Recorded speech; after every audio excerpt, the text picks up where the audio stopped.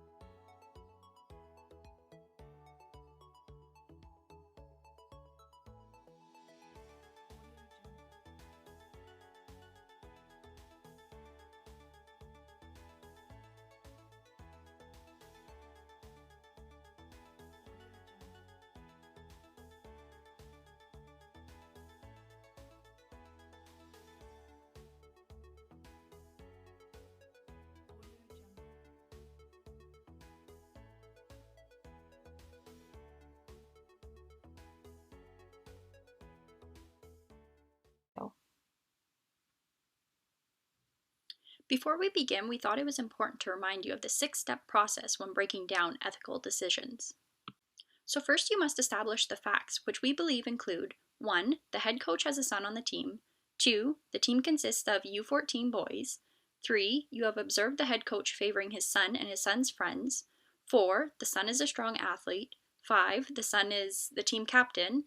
6. Other athletes have not been given similar opportunity. 7. The end of the year ceremony is approaching. 8. Due to the limited funding, only a single award is being presented. And 9. The head coach has insisted his son receives the award. In addition to the facts, we encourage you to think about the issue and whether it has legal or ethical implications using the Code of Ethics provided by NCCP. No matter the decision, both coaches have a responsibility to act professionally in their role as a leader, maintain their concern of the health and safety of all participants, and be mindful of the reciprocal respect and integrity for everyone involved. So let's take a look at our options. As an assistant coach, you could do nothing. In this case, you'd say to yourself it's ultimately the head coach's decision. Possible positive consequences of this route include that the ceremony continues to approach without conflict between anyone, really. And from the parental perspective, parents don't influence coach decision-making. From the perspective of the team, the athletes who are friends can stay friends, and naturally everyone can just come to terms with the coach's decision, potentially not even recognizing that there's an issue at all. On the flip side, the negative consequences include that the coaches aren't working in unison, and as the assistant coach, you have not utilized your role in speaking up on behalf of the team. From the parents' perspective, conflict may arise between head coach and other athletes' parents as they recognize an issue that's not being addressed. And from the team's perspective, other players remain at a potential disadvantage. Moving forward, option 2 presents a situation in which the assistant coach intervenes. Possible positive consequences include that the assistant coach has now utilized his role to promote the equality of all players, as well as he's provided an opportunity for the head coach to recognize his biases. From the parents' perspective, they appreciate and recognize the efforts of the assistant coach, and from the team, all players receive equal opportunity to be rewarded. On the flip side, negative consequences include that conflict has potential to arise between the coaches. Perhaps this is the parents' first exposure to the problem, and conflict results in parents potentially removing their child from the situation and further removing them from sport. And finally, from the player's perspective, it places those who have been underrepresented in a really awkward position. So our option 3 looks at the instance in which the assistant coach intervenes without informing the head coach. So for example, he could go straight to the organization. Positive consequences, and if we look at the coaches, include that the assistant coach has utilized his role to make matters into his own hands with the team's best interest in mind. From a parent's perspective, each of the children are being treated as equals on the team thanks to the efforts of the assistant coach. And then again, as a team, they recognize these efforts in seeking justice, and they have an assistant coach who truly cares.